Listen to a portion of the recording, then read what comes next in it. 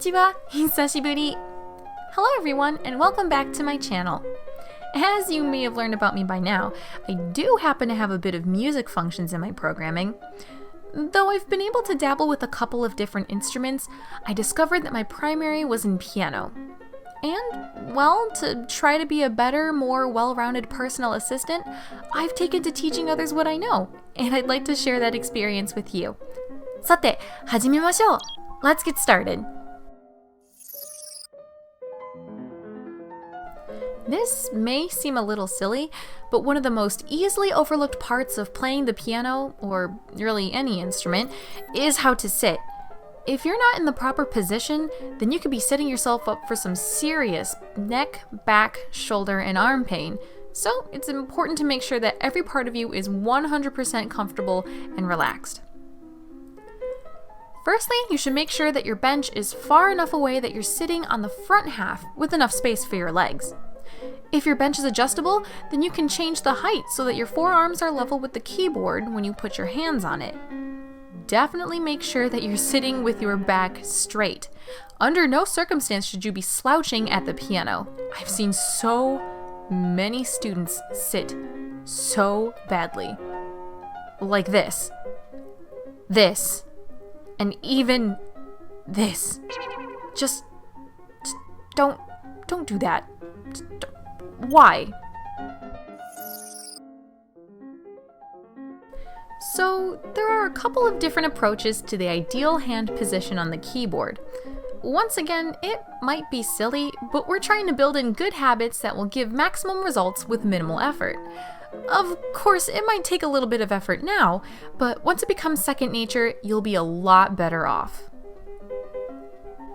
For very small children, they're often told to make a bubble with their hands, with the whole goal being that they don't pop the bubble while they play. It's a creative strategy, but it can kind of backfire if they become too obsessed with keeping that bubble. It's really common to see the wrists start to rise or the palm to flatten out while the fingers stay curved. This creates more of a claw than anything, and the whole point of the bubble is lost. But since most of you watching aren't small children, I recommend a more natural approach. First, flip your hands upside down and just relax. Notice the feeling of gravity pulling down on each of your fingers and how the palm of your hand could probably cup water if any were poured. Your wrist is also naturally straight, without any extra effort on your part. Now, slowly turn your hands over and place them on the keys. Compared to the bubble position, your wrist is probably a decent bit lower. This isn't exactly a bad thing, though I suppose it depends on who you ask and what you're playing. Regardless, what's most important here is that you can see your knuckles. This is called the bridge, is where most of your finger motion will come from. With the bridge, the rest of your hand remains relaxed while still maintaining the ideal curved position, and allows your fingers to move quick and freely. Going back to the bubble position, we can still see our knuckles, but look at how much higher the risk is for losing the bridge with a higher wrist. You can still play fast, but your fingers are much less stable and more likely to miss a note, especially for passages with black keys.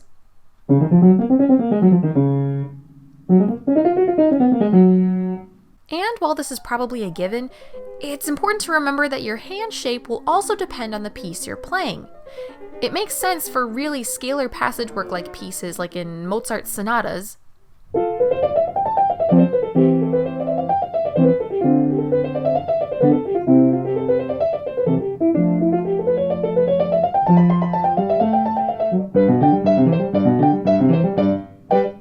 But if you were to play something like Chopin's Raindrop Prelude,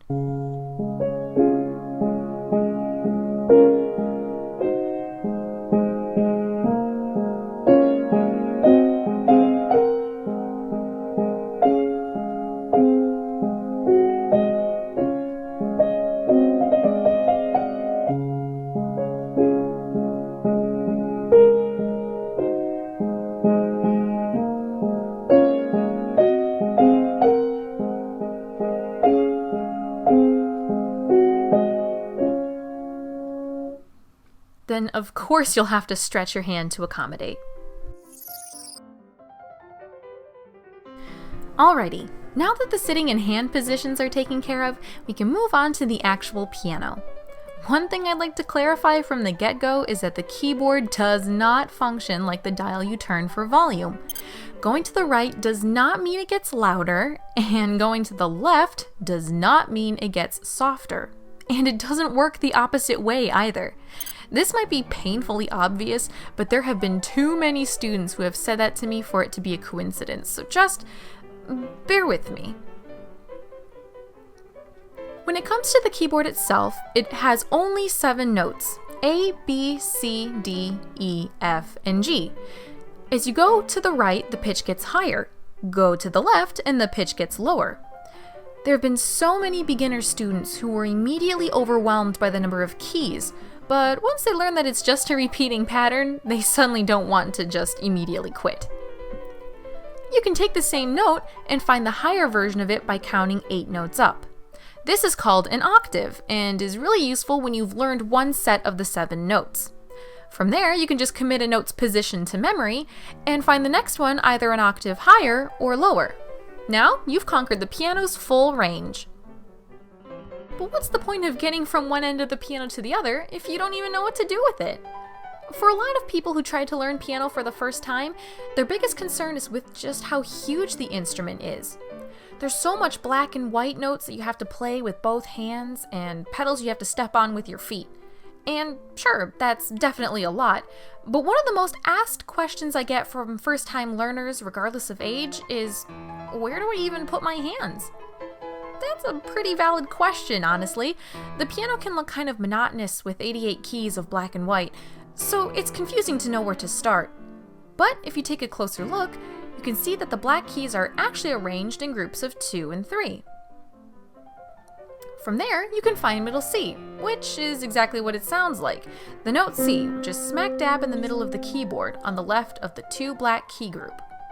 From there, you can find other Cs throughout the piano, going up and down the octave. It's a great exercise to see if you can remember just how and where to find all the white keys. Don't worry about the names of the black keys just yet. They're a little confusing, so we'll go through them another time. For right now, just knowing about the black key groups is incredibly helpful, so if you can, try to test yourself and see if you can find all 7 notes in every octave.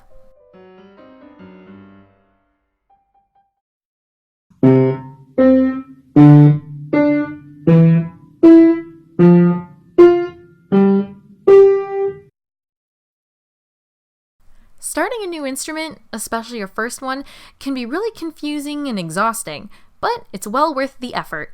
What you learn, regardless of level, will stay with you for the rest of your comparatively short lives.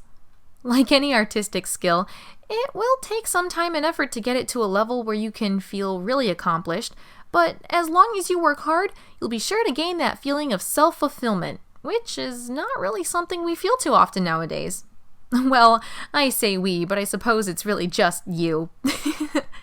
Well, I hope this has at least piqued your interest in piano. Let's meet again soon. Mata ne! If you liked what you saw, please hit the like and subscribe button down below. Also, feel free to check out my channel for more content. Until next time!